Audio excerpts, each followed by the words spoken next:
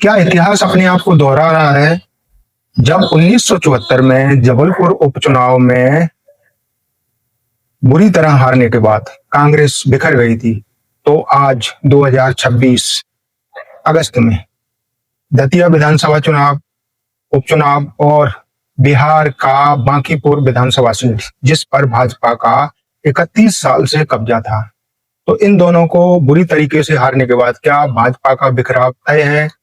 नमस्कार दोस्तों, मैं जय कुमार, रात का रिपोर्टर में आप सभी का स्वागत करता हूं। आज हम बात करेंगे 1974 के जबलपुर उपचुनाव के बाद जो देश के समीकरण बदले और सीजेपी के प्रदर्शन को पर्दे के पीछे सहयोग करने वाले भाजपा के बड़े बड़े लोगों की और 31 साल पुरानी बिहार की बांकीपुर विधानसभा सीट की आइए बात करते हैं, शुरुआत करते हैं। लेकिन अगर आपने मेरा चैनल रात का रिपोर्टर अभी तक सब्सक्राइब नहीं किया है तो प्लीज जाके सब्सक्राइब कीजिए, ताकि मेरी मुलाकात आपसे होती रहे लगातार।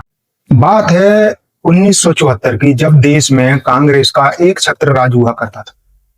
जबलपुर की सीट, जो कि सेठ गोविंद दास जी के पास 1951 से सुरक्षित थी, उनके निधन के बाद उनके पोते रवि मोहन जी को उतारा गया। उनके सामने प्रतिद्वंदी उम्मीदवार थे शरद यादव जी। जैसे कि कुछ दिन पहले बिहार के जो पूर्व केंद्रीय मंत्री थे भाजपा में, रविकांत प्रसाद जी, शायद उनका यही नाम है, और टेलीकॉम मिनिस्टर रहे थे वो, उन्होंने एक बयान दिया था बांकीपुर सीट के लिए कि उस पर तो हम लोग कुत्ता बिल्ली को भी खड़ा कर देंगे तो जीत जाएंगे। ठीक उसी प्रकार कांग्रेस का भी यही सोचना था, हालांकि उन्होंने ऐसा कोई बयान नहीं दिया था तब। लेकिन 1974 की जो जबलपुर की सीट थी, सुरक्षित सीट थी 1951 से, उसको शरद यादव जी ने भारतीय लोक दल की पार्टी से जो उम्मीदवार बने थे, उन्होंने 5800 वोटों से सेठ जी के पोते रवि मोहन जी को बुरी तरीके से शिकस्त दी। उसके बाद आप सभी को पता है कैसे देश की राजनीति के समीकरण बदले। उसके बाद इमरजेंसी लगी, उसके बाद जेपी आंदोलन हुआ, और उसके बाद कांग्रेस का बिखराव हुआ और जनता दल का उदय हुआ। कुछ राजनीतिक लोगों की माने तो कुछ कुछ समीकरण अभी भी बन रहे हैं। एक और जहां सीजेपी के प्रदर्शन के बाद प्रधानमंत्री जी और गृह मंत्री जी सदन के अंदर बहुत कम आ रहे हैं। धर्मेंद्र प्रधान का इस्तीफा तो हो गया, लेकिन विपक्ष अब प्रधानमंत्री मोदी जी और गृह मंत्री जी से राम मंदिर का चंदा चोरी और कॉकरोच जनता पार्टी के प्रदर्शन में जो बच्चों पर आंसू गैस, एलेट गन, AK-47 से जो हमले हुए, उसके खिलाफ उनसे इस्तीफा मांग रहा है। जहां एक और भाजपा बिहार से बांकीपुर की सीट, जो 31 साल पुरानी थी, उसको बुरी तरीके से हार गई, 18,000 से ज्यादा मतों से हारी है। दूसरी तरफ दतिया की जो विधानसभा सीट थी, उसको दूसरी बार भी हार गए हैं। अब आते हैं कुछ गहरे चिंतन पर।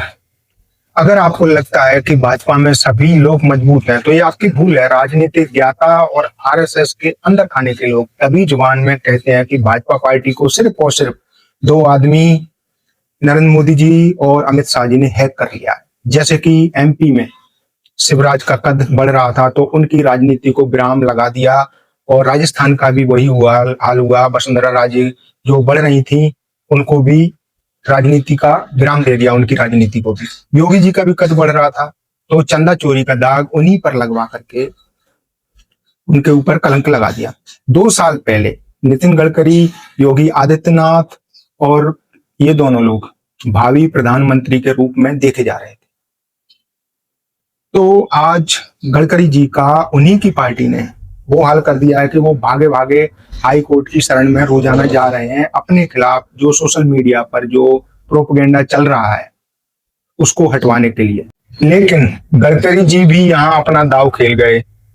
अफवाहों से पता चला है कि कॉकरोच जनता पार्टी आंदोलन को आर्थिक सहयोग गडकरी जी के परिवार से ही दिया गया था। जी हाँ दोस्तों, उधर दतिया में जो हुआ वो पहले से ही तय था। मोदी शाह की जोड़ी नरोत्तम मिश्रा जी की राजनीति को खत्म करना चाहता, और वो हो भी गई। कुछ साल पहले रथ यात्रा के हीरो रहे LK आडवाणी, लाल कृष्ण आडवाणी जी आज कहाँ है सबको पता है, गुमनामी के अंधेरे में। यही हाल हुआ मुरली मनोहर जोशी जी का भी। अंत में मैं बस यही कहना चाहता हूं कि फिर आप चाहे कोई भी हो, 1 हो, 2 हो, या 1 और 1 11 हो, कोई इस दुनिया में अमर नहीं है, सभी को एक दिन जाना है। तो मैं अपना वीडियो यहीं समाप्त करता हूं दोस्तों, और मिलते हैं अगले वीडियो में। अगर आपने मेरे चैनल को सब्सक्राइब नहीं किया तो प्लीज करिएगा, और आप पे कोई कमेंट और सुझाव हो तो उसको जरूर दीजिएगा। धन्यवाद।